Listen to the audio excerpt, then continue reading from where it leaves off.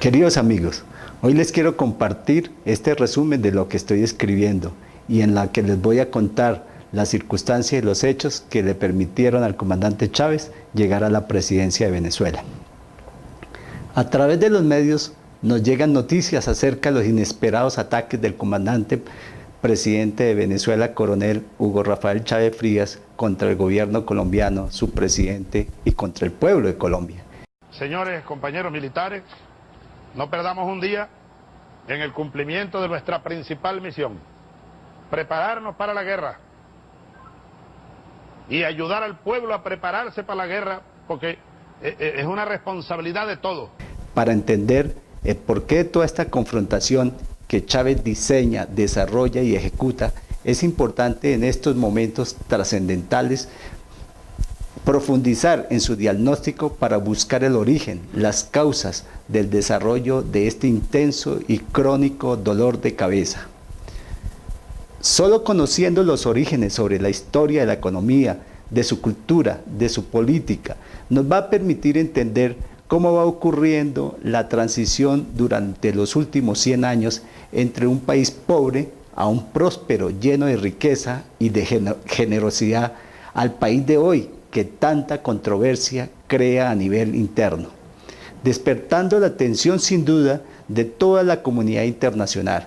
Vamos por parte. Primero, su economía. Pasada la Segunda Guerra Mundial, la economía venezolana dependía en un alto porcentaje de la producción de un excelente cacao en cantidades limitadas y de su pequeña producción de café. Como muchos de los países latinos, se consideraba pobre, pero al brotar de la tierra el oro negro, coincide el feliz acontecimiento con los trágicos resultados del final de la guerra, donde cientos de miles de europeos se montaban en cuanto barco encontraban para salir sin rumbo determinado del continente, destruido en busca del sustento que les permitiera sobrevivir a la angustia del hambre y del horror que soportaban. Venezuela, en un gesto generoso y hospitalario, abrió sus puertas y dejó que allí llegaran por decenas de miles italianos, franceses, portugueses y españoles, entre otros, para quedarse para siempre en tan especial país. Como si fuera poco el petróleo, la naturaleza una vez más deja observar sus riquezas y descubren grandes yacimientos del mineral de hierro, sílice, alúmina y recursos hídricos, sumado a su excelente ubicación geográfica y su clima tropical. Para desarrollar lo que la naturaleza divina puso en un solo cesto a los venezolanos, se necesitaba ante todo el recurso humano, profesional, técnico y administrativo, que pudiera convertir todos estos recursos en grandes empresas productivas, y para ello era necesario construir toda la infraestructura que un país pobre requiere para explotar, extraer, manufacturar y comercializar. Pues allí estuvieron y dijeron presente todas estas colonias que con sus conocimientos técnicos hicieron en un tiempo rápido el país que luego conocimos y al que llegaron años después grandes colonias de suramericanos encabezados por colombianos, ecuatorianos, chilenos, uruguayos y peruanos, quienes en un principio aportaron la mano de obra. El país crea incentivos y todo tipo de iniciativa empresarial, haciendo de esta nación un gran escenario de desarrollo en diferentes ramas de la industria. Se establecen sectores muy definidos. El petróleo ubica sus centros más importantes en el Zulia y la zona oriental. Monta con la inversión directa de las multinacionales petroleras 16 refinerías para atender las grandes cantidades de crudo que aparecían como resultado del esfuerzo de la exploración. Se sobreponen a los inconvenientes que se presentaron al encontrar grandes yacimientos de petróleo pesado y se inventan el proceso de orimulsión, que consiste en inyectar vapor de agua a los pozos y a las tuberías para extraer y transportar el crudo sin permitir que éste se quede adherido a las paredes de los conductos. Paralelo a la refinería se construyó la industria petroquímica, que les permite obtener abonos, resinas, plásticos y otros cientos de productos en importantes cantidades. Las materias primas para obtener el acero, aluminio y el vidrio, nuevamente la naturaleza se las colocó lejos de los centros urbanos, como debe ser, en la parte suroriental, bañado con las aguas del Salto Ángel, de los ríos Orinoco y Caroní. Esta fuente de agua les permitió construir el Guri, una de las represas más grandes del mundo, y de paso tener disponible y a un precio mínimo el componente más representativo dentro del costo de producción de los metales, la energía. Los sectores automotriz, autopartes, metalmecánica, cerámica, textil, abrasivos, papel y un comercio dinámico gira principalmente en los alrededores de Caracas, en los estados Miranda, Aragua y Carabobo. Las garantías del sector industrial se trasladaron a los campos. Los ganaderos, los avicultores y los agricultores, quienes llegaron a satisfacer la demanda de los venezolanos, y en muchos renglones sobraba para que en especial a través del comercio informal llegaran pollos, huevos, arroz, pasta y muchos otros productos a países vecinos, en especial al mercado de la extensa y apetecida frontera colombiana. Es de anotar que los principales centros de producción están muy cerca del mar: Maracaibo, Caracas, Maracay, Valencia, Puerto La Cruz, Maturín, haciendo que los costos de traslado sean mínimos. Cuenta con 3 puertos de gran tamaño: Puerto Cabello, La Guaira y Maracaibo. Se construyó una excelente red vial con alto porcentaje de autopistas y se unió el aeropuerto y el puerto de La Guaira con Caracas a través de una autopista que en solo 40 minutos conduce a la capital, atravesando montañas mediante un par de túneles espectaculares que en su momento deslumbraba a los visitantes y se convertía en un pequeño aviso de las agradables sorpresas de este particular y rico país. Y entonces, si todo este panorama es de un marco lleno de riquezas, recursos técnicos y humanos, de infraestructura, ¿qué es lo que ha ocurrido para que ahora solo lleguen desafortunadas noticias? Regresando al final de la guerra, el mundo entero se dividió en 3 bloques. El primero, que siguió la doctrina rusa al pie de la letra, el comunismo en todas sus formas y expresiones, y que luego de varias décadas desapareció por su fracaso rotundo, el cual solo dejó los recuerdos sin excepción de una clase de dirigentes corrupta, dictatorial y pueblos sin libertades, hambrientos y aislados del resto de la humanidad. El segundo, los que siguieron la ruta trazada por Estados Unidos, el capitalismo.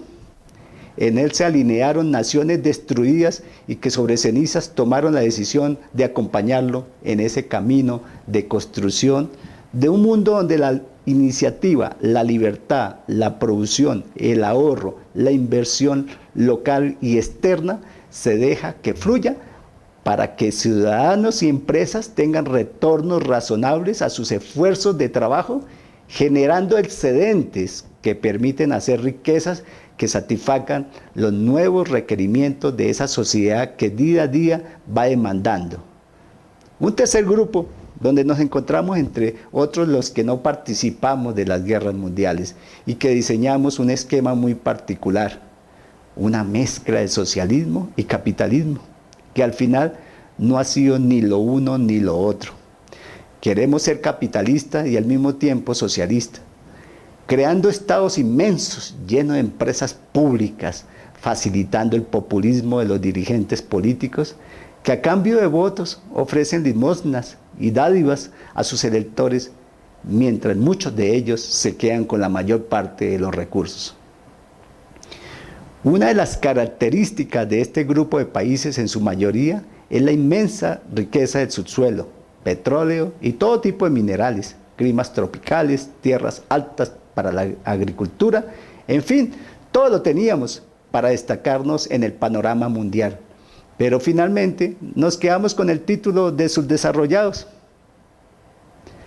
La representación más exalta de este tercer grupo es Venezuela, generosa, sin límite para fomentar el desarrollo industrial y la iniciativa privada de todos aquellos, especialmente extranjeros, que crearon lo más representativo del país, apoyados en su financiación por la Corporación Venezolana de Fomento.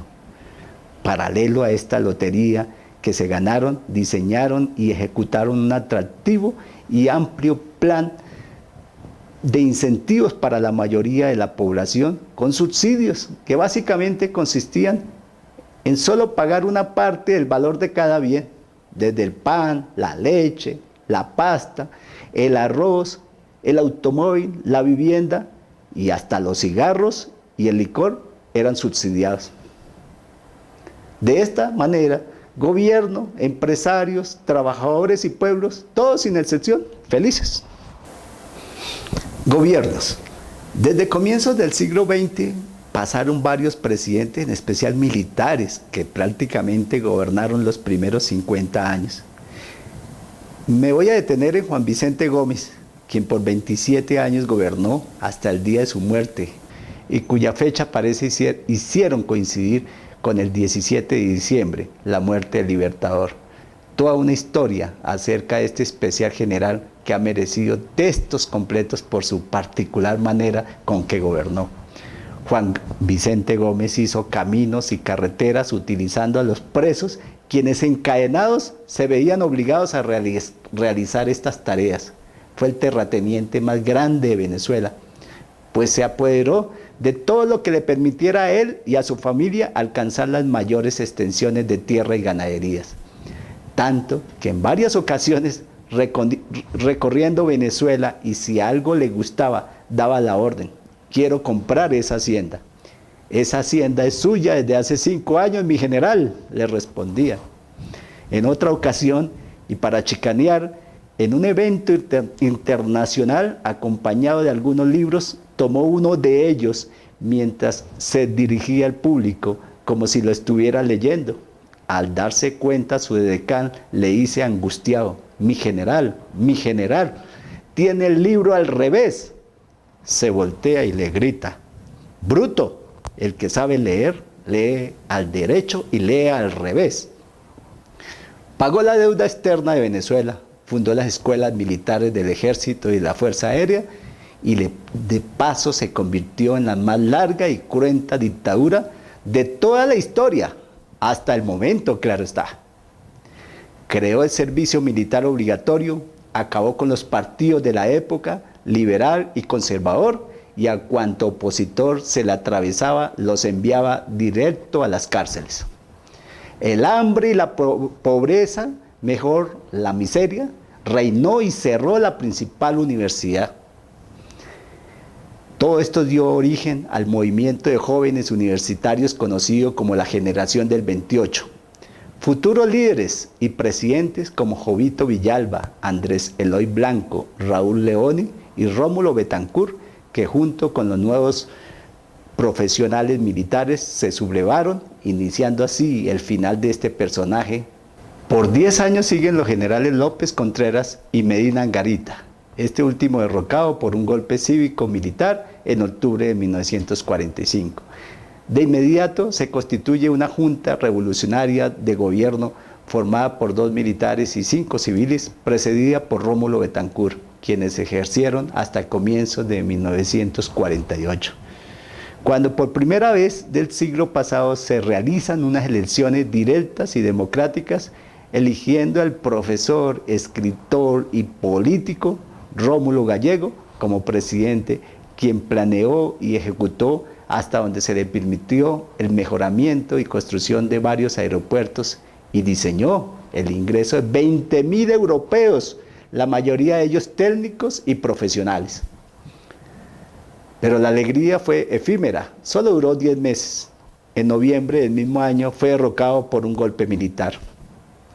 Regresan 4 años más de juntas militares en las que se incluía al general Marco Pérez Jiménez, quien después de desconocer los resultados electorales de diciembre del 52 es finalmente elegido el 19 de abril de 1953 por la Asamblea Nacional Constituyente. Coincide en fechas, obras, dictadura y recordación con Rojas Pinilla. Finalmente, Pérez Jiménez es derrocado por un movimiento cívico-militar el tan recordado 23 de enero de 1958. Una nueva junta militar hasta el 13 de febrero del 62, fecha en la que inicia como resultado de elecciones libres el fundador del Partido Acción Democrática, el periodista y político Rómulo Betancourt. Iniciando así una serie de gobiernos elegidos por el pueblo y que en orden trato de señalar: Raúl Leoni, Rafael Caldera, Carlos Andrés Pérez, Luis Herrera Campin, Jaime Lucinche, y repiten Carlos Andrés Pérez y Rafael Caldera. Esto todo hasta el 2 de febrero de 1999.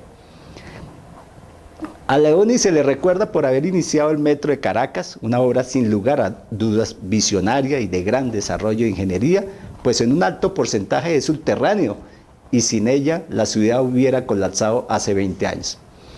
Problema grave tiene Caracas, un valle pequeño en medio de montañas. De una y otra forma, los que entran y salen de la ciudad se juntan con los residentes de la capital en la avenida Francisco Fajardo. Columna vertebral donde transitan sin excepción todo tipo de vehículos, formando los mayores trancones que se pueden conocer en lugar alguno e incidiendo, si se le midiera, en grandes pérdidas económicas para la ciudad y el país. El primer gobierno de Caldera, fundador del partido Copey y segunda fuerza electoral por mucho tiempo, se distinguió por el desarrollo. Su credibilidad y seriedad le permitió pasar a la historia, por lo menos en esta instancia, con excelente calificación. Pero ahora llega el primer periodo de Carlos Andrés Pérez y encuentra el escenario preciso para hacer populismo y rápidamente inicia la nacionalización de los principales sectores: bancos, petróleo, minería, servicios públicos, que habían sido construidos y manejados por empresas extranjeras y que finalmente producían tantos excedentes a la nación que a los gobiernos les permitía hacer infraestructura, mantener la seguridad, crear programas de becas y subsidiar absolutamente todo a sus gobernados. Hablando de becas, se formó un programa Generar Ayacucho, tan amplio que prácticamente todo estudiante con interés podía hacerse acreedor viajando a las mejores universidades de Estados Unidos, con cientos de dólares que mensualmente le depositaban, permitiéndoles vivir cómodamente. Tanto que al lado de estos estudiantes, otros latinos, colombianos, aprovecharon para recostarse en ellos y así lograr pasar las grandes limitaciones económicas que les representaba el sacrificio de estudiar en el exterior. A Carlos Andrés Pérez se le presenta la primera gran bonanza petrolera, originada en los años 70 por la guerra del Golfo Pérsico entre Irán e Irak, dando como resultado un ingreso mayor en un periodo tan corto que el que se necesitó para reconstruir toda Europa después de la Segunda Guerra Mundial. Sin duda alguno, para los inmigrantes de todo el mundo, Venezuela era el lugar elegido por encima de Estados Unidos y sin las dificultades, especialmente para los latinos, de la distancia, del idioma y del clima. Tantas coincidencias con lo que ha pasado en la última década, pero con una gran diferencia. Pérez reinvirtió en su país. Cierto que se le puede juzgar por el despilfarro exagerado, pero finalmente lo hizo en y para Venezuela.